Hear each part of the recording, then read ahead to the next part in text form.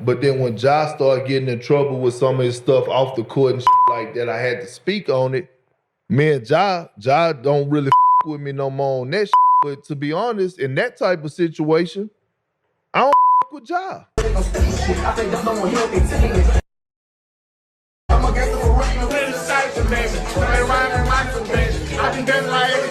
Now, sometimes Ja wants to play in the NBA, and other times, Ja wants to be an NBA young boy. You just don't know what you're going to get for him. And you up, guess what? Not only do that make you look bad, that make me look bad. Because they recognized you because of me speaking highly of you. What? Cap. Yeah. Yeah. Can you believe they told me that I would never make it? Now we smiling in their faces, smiling in their faces. Hey, just want to give a shout out to everybody that showed love on my Anton Daniels versus Ja Morant beef video. That got like 25,000 as I'm recording this video right now. So if you're new and you're from that video, hit that like button and give me a comment. Just want to see who's new here. Make sure y'all hitting that bell too. So let's get into the video. I was the one that was praising Ja. I was the one that said, hey man, I came out and said, hey look, we could redo that draft. Ja should have went #1 and not Zion. Now, Kendrick Perkins, man, listen. I ain't gonna say he's the best commentator, the best analyst, but he's entertaining to say the least, right? I think we can all agree he's entertaining. He's funny. You know what I'm saying? But when it comes to what he just said, I can't sit there and be like, you right, Perk, because nah. But let's get into this video today. If you're new to the channel, hit that subscribe. But then when Ja started getting in trouble with some of his stuff off the court and like that, I had to speak on it.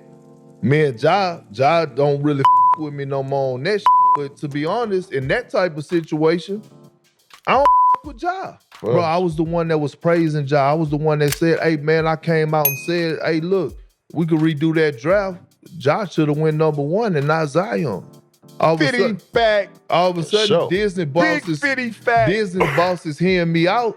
And we go do an all access, bro. We down in Memphis, shining light on you. ESPN don't never do that shit. For sure. We're knowing you the next chosen one.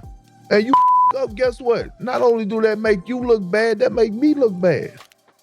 Because they recognized you because of me speaking highly of you. So you heard what Big Perk had to say. Let's go ahead and roll what Ja's response was to this. So Ja Morant said, you the reason for my notoriety, Perk? Come on, dog. You showing why I don't F with your kind. But let's address the elephant in the room. And it's what Kendrick Perkins had to say. Because come on, man, we're going to be for real, man. And you up, guess what? Not only do that make you look bad, that make me look bad. Because they recognized you because of me speaking highly of you. Cap. Perkins is wilding for this. Now they recognize you because of me speaking highly of you? Wow. Kendrick Perkins really think he got that kind of pull at ESPN. It's kind of laughable. Ja was averaging 27 points a game. Ja was the rookie of the year. Ja was the most improved player. Ja had all the white kids in the suburbs doing the gritty dance. Ja Morant was box office. Perk, you act like if you said something about Ja and Ja was averaging 8 points, that ESPN was gonna take the camera crew and go to Memphis of all places and interview this dude. Let's be for real, Perk.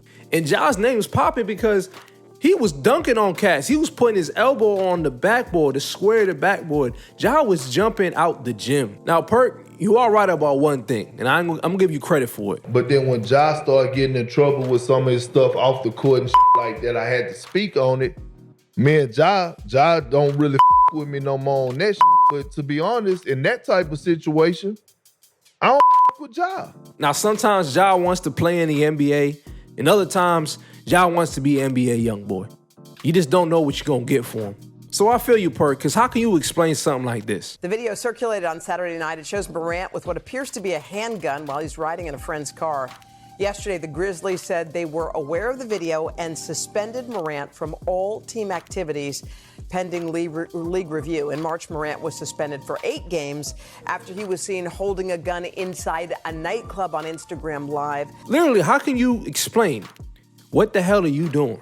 I'd imagine it would be hard to be cool with Ja Morant and then try to have an explanation or speak about something on ESPN when it comes to his off-the-court issues. You're probably like, I'm compromised here. I can't sit there and lie to you and be a yes man if I'm supposed to be real with you, and you out here flashing pieces on the gram, not once, but twice. And shout out to his homie. If you look at the video in slow motion, you can see once Ja put the piece in the air, he moved the camera like, bro, what are you doing? Are you trying to F this up again? Actually trying to protect him due to how quickly he dropped the phone down when he saw Ja have the gun out. If you're halfway paying attention, you missed it. He flashed the gun on camera for just 0.33 seconds. Ja, keep that man around. He's a real one. You need people like that around you to understand how much you're worth and how much you're worth to the NBA, to your family, and just in general, not trying to mess this thing up, bro. Because you can easily be out the league, bro. It's sad, but they'll do it to you. It's no matter how good you are, they get you out the league. And I don't want that to happen because I actually like Ja. But Ja definitely needs the guidance. He needs some OGs. And this is why I don't like the new NBA sometimes, because they don't be having vets in the locker room no more. I think they had D Rose on the roster at one point after this whole, the debacle went about with Ja Morant and the weapon and the gun situation, right? They had D Rose, they brought him in like, maybe we can get him to cool down. But y'all need vets in the locker room. There used to be vets that didn't play all the time. They would just be there on the bench, sitting there giving advice, saying this, don't do this, the curfew, this. It's called having a guidance, bro, and you need this in the NBA. You need people that's going to put you in your place, tell you when you're wrong, and tell you how to be a pro, because they don't teach you how to be a professional athlete when you play in college. They teach you that in the pros. They prepare you for it, but they don't teach you. You need somebody to learn from their mistakes as well. But that's all I really have for today's video. I seen this. I wanted to chime in on it, share my opinion on it. As y'all know, y'all subscribe for that reason. I appreciate y'all showing love. Make sure y'all hit that bell so you get notified when I drop new bangers, because I'm dropping them. I'm definitely going to drop them. So I'm going to see y'all in the next one, man. Y'all be easy. Y'all be safe. Y'all stay blessed. Put God first. In Jesus' name, peace.